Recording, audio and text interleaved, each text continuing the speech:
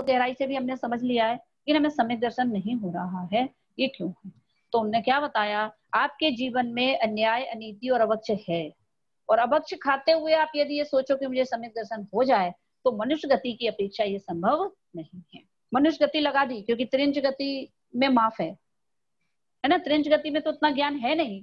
तो अपने जीवन में जहां में इतना विवेक है, सब चीजों का ज्ञान है, और जानते हुए भी यदि हम अपने जीवन में से अवक्ष और अन्याय और अनीति तीनों चीजें समझते हैं ना, अन्याय जीवन में अन्याय नहीं करना, अपने हक से ज्यादा लेना नहीं, किसी का हक मारना नहीं, अन्याय। अनीति भी है, किसी के साथ ऐसा व्यवहार नहीं करना, जो जिस लायक है उसे वैसा ही व्यवहार करना, नीति पूर्वक कुछ नहीं करना, और अवक्ष।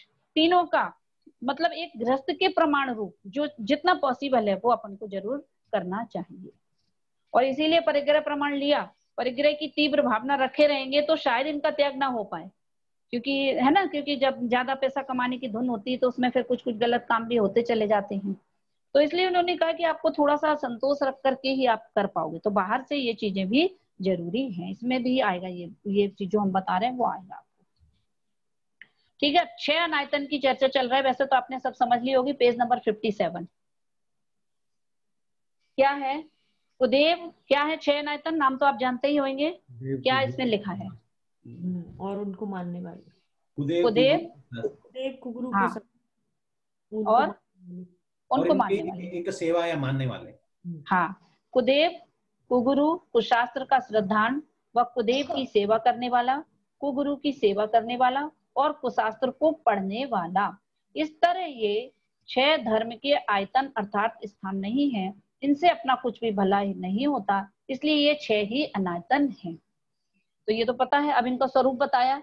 अब देव के प्रति, क्या देव किसको कहते हैं और देव के मानने वाले क्या है? जिनमें सर्वज्ञपना नहीं है, वीतरागपना नहीं है, कामी, क्रोधी, चोरों और जारों का प्रधान है, भोजन का इच्छुक है, मांस का भक्षक है, लोभी है, अपनी पूजा कराने का इच्छुक है, जीवों का संहार करने वाला है, अपने भक्तों का उपकारक और अभक्तों का विनाशक है, जिन्हें बहुत से मूर्ख लोग देव मानकर पूजते हैं किंतु उनमें देवपना नहीं है, उनमें देवपने की बुद्धि करना, देव मानना मिथ्या है, वे देवत्व के आयतन नहीं है। इतने सारे गुण बताए, वो तो आपको समझ में आ गए, इतने जिनमें नहीं होनी चाहिए। एक चीज इसमें आया, अपने भक्तों का उपकारक और अभक्तों का विनाशक है। जो ऐसा है कि जो उनकी भक्ति करेंगे उनका तो वो उपकार करेगा, और यदि उन्हें नहीं मानेंगे तो उन्हें परेशान करेगा, यह भी देव हो सकते नहीं है। वो देव नहीं हो सकते। ये तो नॉर्मल मनुष्य क्या करता है, यही तो है, हमें भी यही सब गुण है। हमारी कोई बात मानेगा, हमारा काम करेगा, हमें मानेगा तो हम उसे मानेंगे, तो हमें उसमें क्या विशेषता हुई, काय का देव है वो। और हमारी भी बुराई करेगा तो हम उसको हम भी उसका परेशान करेंगे। तो ये तो नॉर्मल मनुष्य में भी होता है, तो ये देव पने का लक्षण हो सकता नहीं है। उसमें कहना चाहिए निरपेक्षता नहीं है। वो अपने अपने करने वाला, भलाई करने वालों को, अपने पूजने वालों को ही यदि वो देता है, ऐसी जिसकी मान्यता है, तो वे को देव में समझना चाहिए। और जो व्रत संयम रहित अनेक पाखंड भेष के धारी हैं, ये तो देव का स्वरूप बताया। और ये गुरु का, उनमें व्रत त्याग, विद्या अध्ययन, परिग्रह का त्याग आदि देखकर, मंत्र यंत्र तंत्र विद्या, ज्योतिष, वैद्य, शकुन विद्या, इंद्रजाल आदि विद्याओं को देखकर, अनेक मूर्ख लोगों द्वारा मानता पूर्ता देखकर पाखंडी जिनाज्ञा बाह्य भेषियों में पूज्यपना गुरुपना नहीं जानना। अब क्या कहा, जो व्रत संयम रहित हैं और अनेक वेश इन्होंने धारण करे हैं, और व्रत त्याग, विद्या अध्ययन, परिग्रह का त्याग देखकर, अब देखो हम कहाँ से देखते हैं गुरु को, बहुत व्रत कर रहे हैं, बहुत त्याग कर लिया है, बहुत अध्ययन है, परिग्रह छोड़े हुए हैं, हम इनसे गुरु मानते हैं। वे कह रहे कि वे गुरु नहीं है। मंत्र तंत्र जानते हैं, ज्योतिष ज्यादा जानते हैं, ज्योतिष के हिसाब से बता देते हैं आपके साथ क्या होगा, वैद्य है, इसकी दवाई ऐसे हो जाएगी। शकुन विद्या, ये काम करोगे तो आपको ये शकुन है आपके लिए, इधर से जाना उधर से आना है, था ना, ऐसी दिशा में नहीं जाना चाहिए, ऐसा नहीं, किसी को भी इसका ज्ञान भी हो सकता है। इंद्रजाल आदि विद्याओं को देखकर और अनेक मूर्ख लोगों द्वारा मानता पूछता देखकर, सारा संसार जिन्हें देव मान रहा है, कैसे मान रहा है कि सब लोग मानते हैं, है ना। अभी अभी बहुत लोग जैसे साईं बाबा हैं, अब कहाँ से आ गए पता नहीं। अब देखिए पर्टिकुलर हमने नाम ले लिया है, लेकिन आप इसको कुछ अन्यथा मत लेना।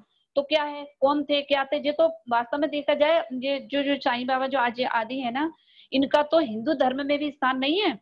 जैसे कृष्ण है, राम है, तो ये क्या है, हिंदू धर्म में इनका स्थान है, इनके बारे में सब है, और अपने जैन धर्म में भी तो है ही ये। लेकिन हिंदू धर्म में भी माने गए। लेकिन ये साईं बाबा जो है ना, ये नई उत्पत्ति है। ये शंकराचार्य वगैरह हिंदू के जो है, उन लोगों ने कहा है ये बात। वो ये कह रहे हैं कि ये हमारे धर्म में थे ही नहीं, कि कोई नया कोई व्यक्ति हुआ जिसने सबकी वो करी और वे प्रतिष्ठित हो गए। अज्ञानी लोगों का तो यही काम है, जहां गए और उनका काम हो गया तो बस अब उनको मानना चालू कर दिया। तो कह रहे हैं कि इसीलिए कोई यदि आपके भविष्य को भी बता देता हो, जैसे बहुत लोगों को है ना, ज्योतिष विद्या के हिसाब से बता देते हैं आपकी आयु इतनी रह गई है, या आपका मरण हो जाएगा, आपका एक्सीडेंट हो जाएगा, तो अपन उसी के बड़ा भारी मान लेते हैं, बहुत बड़े गुरु हैं, नहीं बताया था एक्सीडेंट होगा और देखो हो गया। तो वो कह रहे हैं कि इनके आधार पर यदि आप गुरु मानते हो तो वास्तव में ये आपका गुरुपना मानना सही नहीं है, क्योंकि ये जिन आज्ञा बाह है, ये शब्द लिखा है इनमें, पाखंडी जिन आज्ञा बाह, कि जिन आज्ञा से बाहर हैं, ऐसे को आप यदि गुरु मानते हो तो आप वास्तव में गुरु को मान रहे हो। ये ध्यान देने वाली बात है, क्योंकि हम जो गुरु की कल्पना कैसे कर लेते हैं कि बहुत व्रत कर रहे हैं, बहुत त्याग कर रहे हैं, इनको बहुत विद्या है, बहुत परिग्रह नहीं रखते हैं, इस आधार पे नहीं। इनको करना है क्या? सम्यक दर्शन के आधार पर, वाय वेश के आधार पे नहीं। खोटे मिथ्या शास्त्र, हिंसा के पोषक, जिनमें आत्महित नहीं, ऐसे शास्त्र सम्यक ज्ञान के आयतन नहीं है। कुदेव कुगुरु कुशास्त्रों का सेवन करने वाले, इनकी सेवा उपासना करने से अपना कल्याण होना मानने वालों की सम्यक दृष्टि प्रशंसा नहीं करता है। देव गुरु और शास्त्र का भी बता दिया, खोटे शास्त्र जिसमें हिंसा के पोषक हैं और अपना आत्मा का हित नहीं होता है, ऐसे शास्त्र जो है वो सम्यक ज्ञान के आयतन नहीं। अब इनका सेवन करने वाले, इनकी सेवा उपासना करने से मेरा कल्याण होगा, ऐसा कोई मानता हो तो सम्यक दृष्टि उनकी प्रशंसा नहीं करता है, मानने वालों की प्रशंसा नहीं करता है। इसलिए कहते हैं ना कि जैसे कि अब हम लोग जाते हैं कभी कभी, तो कोई मंदिरों में जाने में क्या मना है? तो कह रहे कि इसलिए है कि आपको ये चर्चा भी पहले शायद चल चुकी है कि हम लोग जब ऐसी जगह पर जाते हैं तो प्रशंसा हो सकती है, हो जाती है ना, कि बहुत अच्छा मंदिर है, बहुत कुछ है। तो वो कह रहे हैं ये प्रशंसा करने से भी मिथ्यात्व कर्म का बंध होता है, क्योंकि ये अनायतन है, 6 अनायतन है। तो यदि आप उनकी प्रशंसा भी करते हैं तो भी मोहिनी कर्म, मिथ्यात्व कर्म का बंध होता है। इसलिए सम्यक दृष्टि ऐसी जगह जाता नहीं है, और जो इनको मानता है उनके पास में भी सम्यक दृष्टि उनके पास संगति नहीं करता और उनकी भी प्रशंसा करता नहीं है। जैसे आप अन्य मतों में देखोगे तो उनमें भी बहुत त्याग है ना, लंगर है, खिला रहे हैं, भूखों को खिला रहे हैं, बहुत कुछ कर रहे हैं वो भी, वहां पे बीमार लोग ठीक हो जा रहे हैं, बहुत कुछ काम हो रहा है वहां पर भी। लेकिन कह रहे कि फिर भी हमको उनकी प्रशंसा नहीं करना। क्यों? मतलब किस दृष्टि से?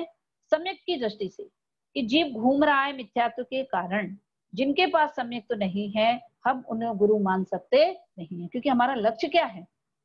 हमें तो सम्यक प्राप्त करना है ना, आत्मा का सुख प्राप्त करना है। तो जिनके पास ये सुख है, जो ऐसे हैं विदेव, जो हमें आत्मा प्राप्त कराने की विधि बताएं वे गुरु, और जिन शास्त्रों में इस आत्महित की चर्चा हो, आत्मा का कल्याण की बातें हो, वे ही शास्त्र वास्तव में सच्चे शास्त्र हैं। ये 3, और इनको मानने वाले, क्योंकि कुदेव को मानने वालों की संगति में यदि हम रहते हैं तो पता नहीं कैसे, देखो सम्यक तो आपने सुना है, सम्यक तो होकर के छूट जाता है, सुना है ना, कैसे छूट जाता होगा?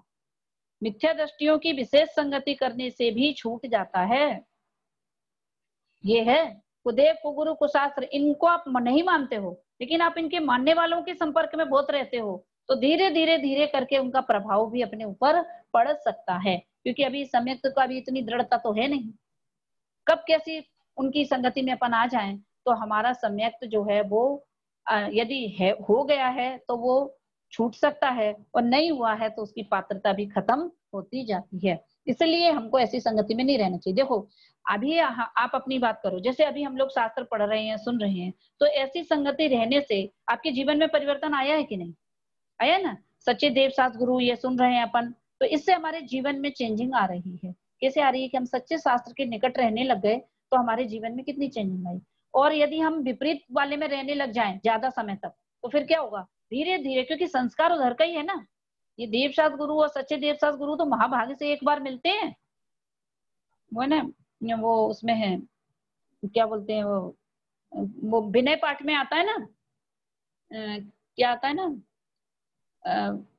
राग सहित जग में रुलो, मिले सरागी देव और वीतराग भेंट्यों अवे मेटो राग कुटे। क्या मतलब है इसका? हम राग के कारण संसार में घूम रहे थे। संसार में दुख का बीज घुमाने का एकमात्र कारण राग। राग में मतलब मिथ्यात्व सहित का राग है। मिथ्यात्व और मोह और राग के कारण घूम रहे थे। राग सहित जग में रुलो मिले सरागी देव। अब देवी देवता भी हमने रागी ढूंढ लिए। अब क्या हो रहा है? अब हम भी वैसे ही, हमको जो बीमारी थी और जो हमने इलाज करने वाले ढूंढे वो खुद भी ऐसे बीमार थे। तो अब क्या होगा? कैसे राग मिटता हमारा? बीतराग भेंटों में बड़ी मुश्किल से हमको ये बीतरागी भगवान मिले हैं। अब इसलिए राग की कुटेव माने बुरी आदत, जो राग करने की बुरी आदत पड़ी हुई है वो हमें छोड़ देना चाहिए। लेकिन हमने क्या किया? हम तो राग हमने छोड़ा नहीं, बल्कि बीतरागियों को भी रागी बना दिया। ये अपराध हो गया कि नहीं? अब हमें तो बीतरागी भगवान अच्छे ही नहीं लगते। आज के समय में क्या हो रहा है?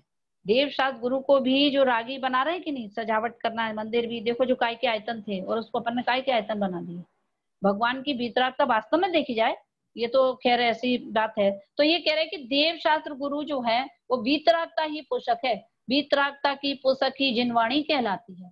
जिसमें बीतरागता की बात हो, जिसमें कर्म को नष्ट करने की बात हो, वे ही शास्त्र पढ़ने लायक है। और जो इस बात को बताएं वे ही गुरु हैं, इसके अलावा कोई भी गुरु नहीं है। तो ऐसा अपन को समझ देंगे, क्योंकि अपन उनकी प्रशंसा भी करते जाएंगे। अपन को पता नहीं चलता है हमारे कौन से भावों से कौन से कर्मों का बंद हो जाता है, हम जानते नहीं है। इसलिए आप ऐसी संगति में नहीं रहो, क्योंकि जब इस तरह की चर्चा चलती है तो अनुमोदना आदि हो जाती है। और अनुमोदना का बहुत बड़ा दोष है ना। जैसे कि हम लोगों में तो हर बात की अनुमोदना अनुमोदनापन कहते हैं। हर चीज की हम अनुमोदना करते हैं, इसकी बहुत बहुत अनुमोदना। तो अच्छी चीजों की अनुमोदना करेंगे, और जब अपन कोई ऐसी बात सुनते हैं तो वहां भी अनुमोदना हो जाती है इनडायरेक्ट रूप से। और उस समय जो कर्म का बंध होता है वो मिथ्यात्व सहित कर्म का बंध होता है। इसलिए हमें इनकी प्रशंसा भी नहीं करनी चाहिए।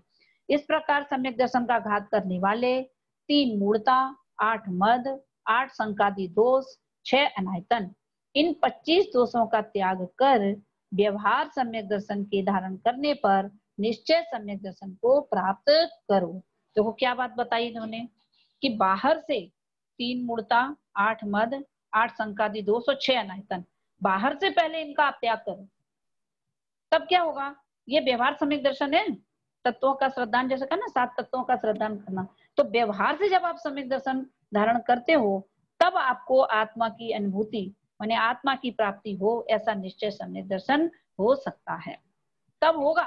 लेकिन जब अपन को इस तरह से यदि इनमें ही बाहर से भी हमारा जीवन ऐसा नहीं है तो कह रहे अंतरंग की भी पात्रता हो पाती नहीं है। इसलिए बाहर से हमको इन चीजों का त्याग करना चाहिए। आगे, जिसके 25 दोष रहित आत्मा का श्रद्धान भाव है उसी के निश्चय सम्यक दर्शन होने का नियम है। जिसके बाह्य दोष ही दूर नहीं हुए हों उसके अंतरंग शुद्ध सम्यक दर्शन भी नहीं होता है। बाहर से इतने गुण होना चाहिए और आत्मा का श्रद्धान का भाव होना चाहिए, तब सम्यक दर्शन निश्चय सम्यक दर्शन हो सकता है। जिसके बाह्य दोष भी दूर नहीं है तो अंतरंग शुद्ध सम्यक दर्शन भी नहीं होता है। ठीक है, तो अपने जीवन में भी हमको क्या करना है कि ये जो दोष हैं ये सब अपने जीवन में पहले समझना है और इन्हें दूर करना है, तब क्या होगा? सम्यक दर्शन की पात्रता होगी। अब हमारे ख्याल से ये 25 दोष तो सबको याद हो गए होंगे, है ना। अब याद तो हो ही गए हैं, अब इनको देखना भी है कि हमारे जीवन में इनके वो कितना हो रहा है, मतलब इनका त्याग भी कितना हो रहा है। और इसलिए ऐसी संगति में नहीं रहना, क्योंकि जिनका सम्यक तो मलिन हुआ है तो वो इन्हीं के संगति में रहने से ही हो जाता है, क्योंकि वहां सम्यक दर्शन की चर्चा तो है नहीं, बाहर की चर्चा बहुत है। वहां गए तो ये रोग ठीक हो गया, वो रोग ठीक हो गया, जैसे चर्चा होती है कि नहीं, उनके दर्शन करे तो ऐसा हो गया, ये बहुत चर्चा चलती है। हम देवी को नारियल चढ़ा दिया हमने तो ऐसा हो गया, उनको पूजा तो ऐसा हो गया। जब कभी भी ऐसी बात चले तो वस्तु स्वरूप समझो कि कार्य हमेशा पुण्योदय से होता है।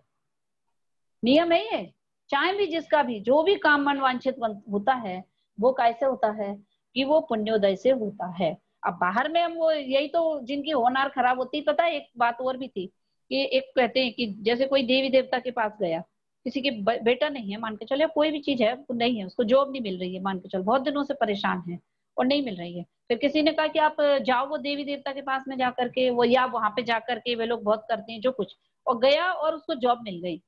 अब क्या होगा? इसका लेटर आ गया, अब क्या होगा? पुण्य का उदय के पाप का?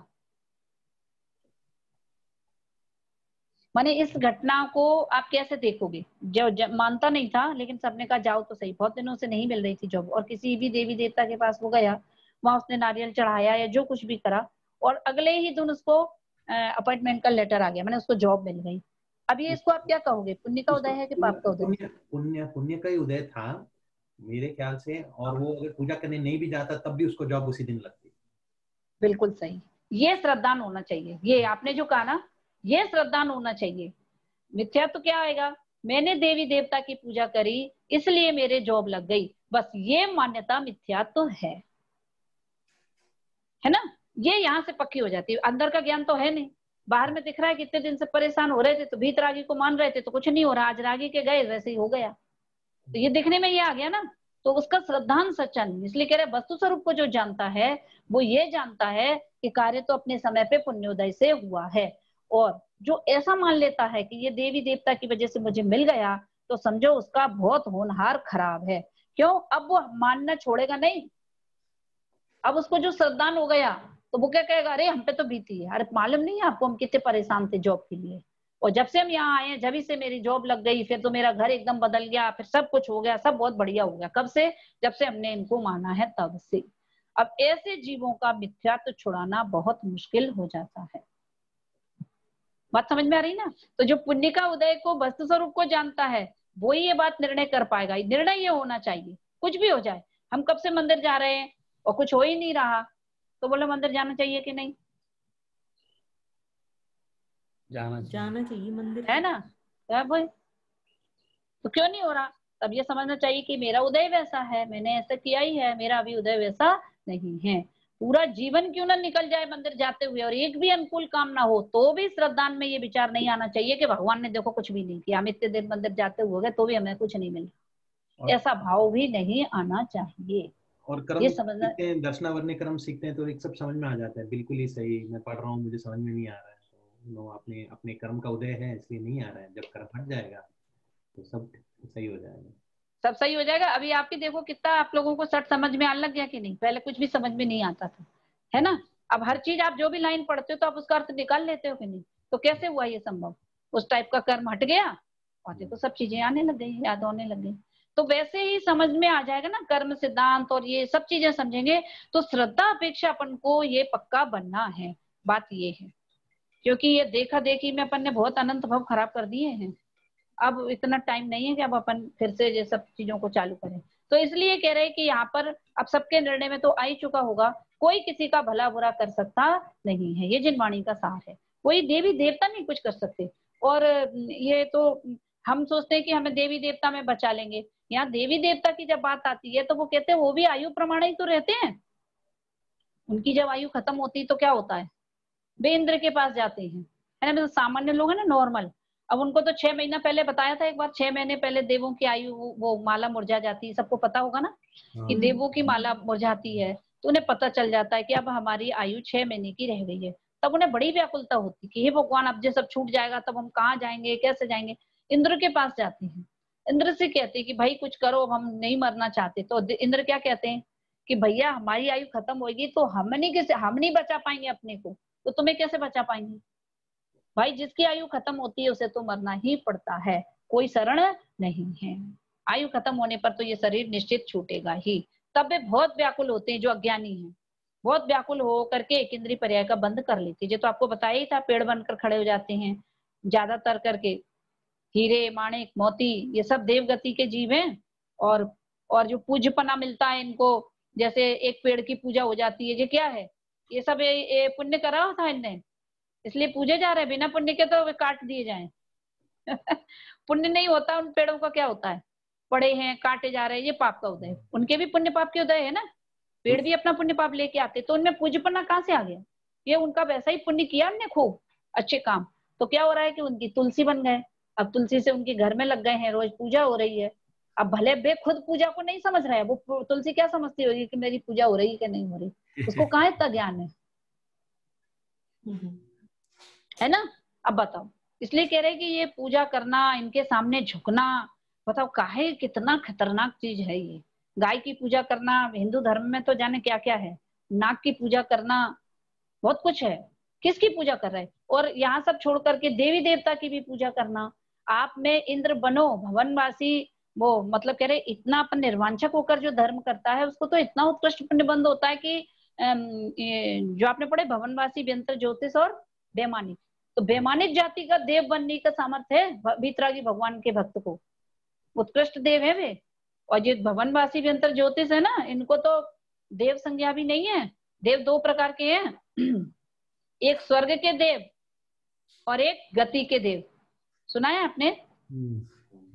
चर्चा सुनिए ना शायद।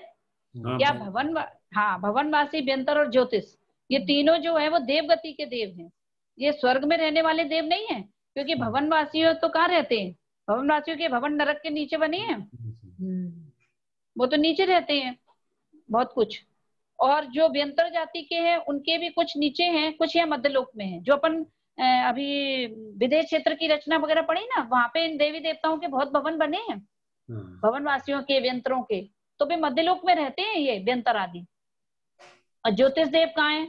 ज्योतिष देव भी मध्यलोक में ही है, अपन को दिखाई देते हैं ना। मध्यलोक में नहीं होते तो दिखते कैसे? तो ये लोग भी मध्यलोक में ही हैं, इनके विमान दिखते हैं अपन को, जो सूर्य चंद्रमा आदि।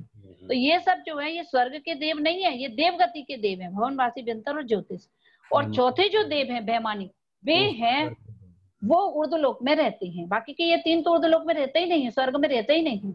और चौथे वाले जो है बेमानिक, वे स्वर्ग में रहते हैं। तो वे देव हैं, वे स्वर्गों के देव हैं। तो कह रहे कि अपन को ऐसा पुण्य बंद होता है भगवान की निर्वांछक भक्ति आदि करने से कि स्वर्ग के देव बने, कल्पवासी देव बने, बेमानिक देव बने, ऐसे। और यदि आप और पूजा किनकी कर रहे हैं अपन? भवनवासी की। बताओ आप कहाँ जाने का इंतजाम कर रहे हो? समझ में आती है बात? वे तो बहुत हीन जाति के देव बताए हैं, भवनवासी, व्यंतर आदि भी। इनको, इनमें मिथ्या दृष्टि ही पैदा होते हैं अधिकांश से सभी। तो इसलिए इन चीजों का स्वरूप समझें तो सबसे पहले तो क्या है, देवों के प्रति का आकर्षण हटा देना है कि देव गति में कोई सुख नहीं है, हमें देव बनना नहीं, बस। तो भाव तो कोई मत करो, निदान तो कुछ भी मत करो, फिर क्यों पूजा करना? जब सब कार्य अपने अपने कर्म के अनुसार ही होता है तो देवी देवताओं की जरूरत क्या पूजने की?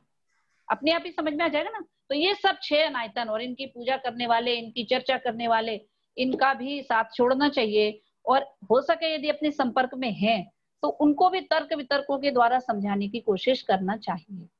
वैसे तो है ना, अभी आप लोग तो जैसे जल्दी से आप अपने अपने फैमिली में हैं, अब परिवार में बहुत लोग रहते हैं तो कई लोग मानते रहते हैं, ऐसे भी लोग होते हैं ना जो मानते हैं, तो उनको भी धीरे धीरे करके अपन को समझाना चाहिए, कोशिश करनी चाहिए। जैसे कि अभी जो शीतल जी ने बताया ना, वो कोशिश कर रहे हैं।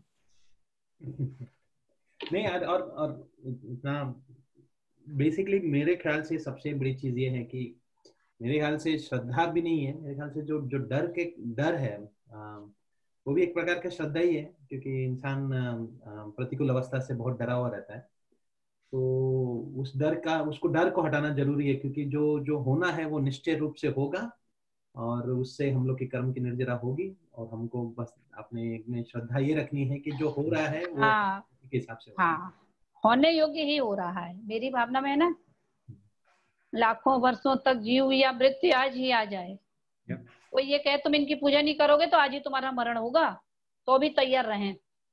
और इनकी पूजा करो तो लाखों वर्षों तक तुम जियोगे, कोई तुम्हारा मरण कर ही नहीं सकता, ऐसा लालच दे और कोई भय दिखाए कि तुम्हारा आज ही मरण हो जाएगा यदि तुमने इनकी आज पूजा नहीं करी तो क्या कह रहे? ऐसा श्रद्धान उसको होता है कि लाखों वर्षों तक जियो या मृत्यु आज ही आ जाए, अथवा कोई कैसा ही भय या लालच देने आवे तो भी न्याय मार्ग से मेरा कभी न पद देखने का। ये श्रद्धान रखना है।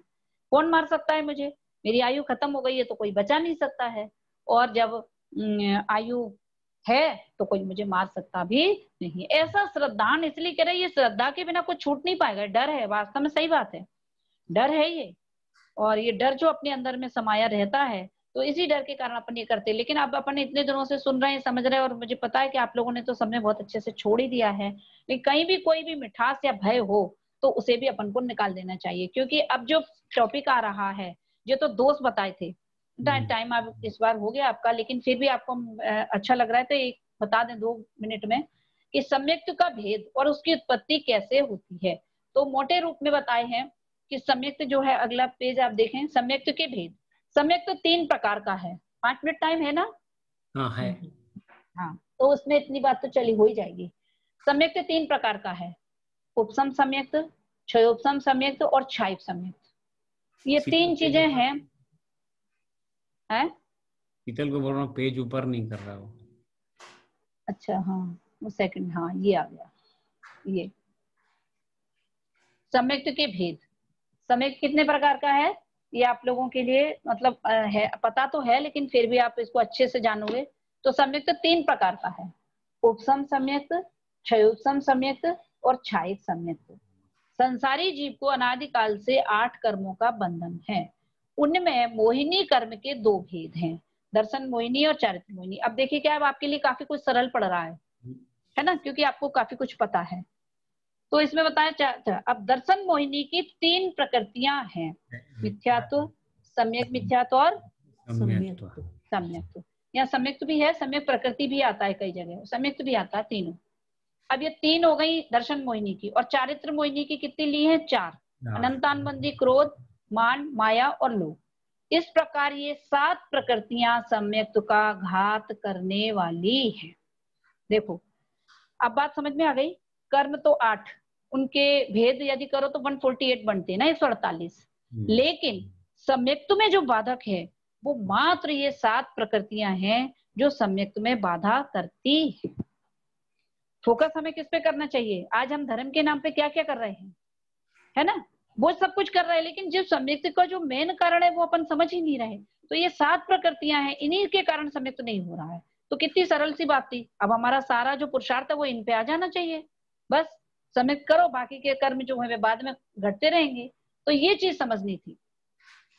अब 7 प्रकृतियों का घात करने वाली है। इन 7 प्रकृतियों के उपसम होने से उपसम सम्यक्त होता है, 7 प्रकृतियों के क्षय होने से क्षयिक सम्यक्त, और इन 7 ही प्रकृतियों के क्षयोपसम होने से क्षयोपसमिक सम्यक्त होता है। इसका दूसरा नाम वेदक सम्यक्त भी है। ये 3 चीजें काम की समझ में आ गई। तो ठीक समझ में आई आपको? तो एक ही जो ये उपसम मतलब दब गया तब, और क्षयोपसम मतलब थोड़ा क्षय हो गया, थोड़ा दब गया, और क्षयिक जिसमें पूरा क्षय हो गया है। हाँ, ये 7 प्रकृतियों के अभी जो सम्यक्त की उत्पत्ति वाली बात आएगी तब और ज्यादा स्पष्ट होगा कि उपसम में दबता है तो कैसे होता है।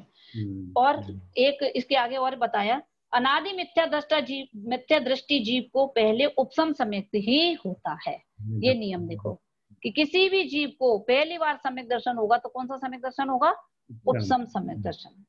उपसम सम्यक्त ही होता है। मिथ्या दृष्टि को मिथ्यात्व छूटकर जो सम्यक्त होता है उसे प्रथमोपसम सम्यक्त तो कहते हैं।